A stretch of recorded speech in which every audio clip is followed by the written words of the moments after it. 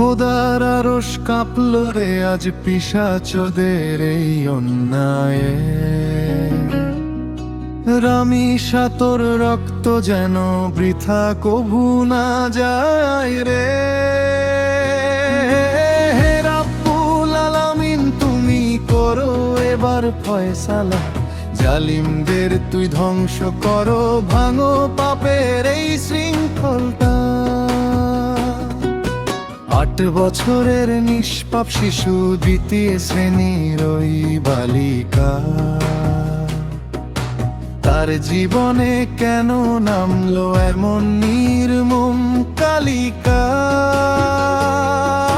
সোহেল স্বপ্নার পৈশাচিকতায় নিথর হলো ছোট্ট প্রাণ, কেঁদে মরছে মা বাবা তার, শূন্য হলো আজ বাগান। কোনো মানুষ করতে পারে এমন জঘন্যতম কাজ, ঘৃণায় তোদের ধিক্কার দে নিখিল জাহানে সমাজ। খোদার আরশ কাঁপল রে আজ পিশাচদের এই অন্যায়ে। রামিসা তোর রক্ত যেন বৃথা কভু না যায় রে। তুমি করো এবার ফয়সালা, জালিমদের তুই ধ্বংস করো, ভাঙো পাপের এই শৃঙ্খলটা।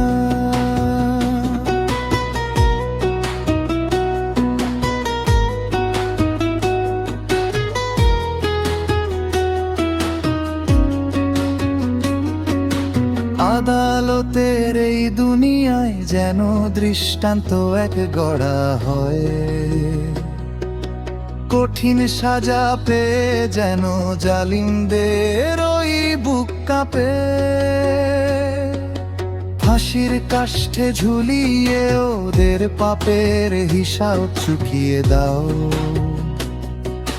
মজলুমের আর্তনাদে ন্যায়ের প্রকাশ ঘটিয়ে দাও।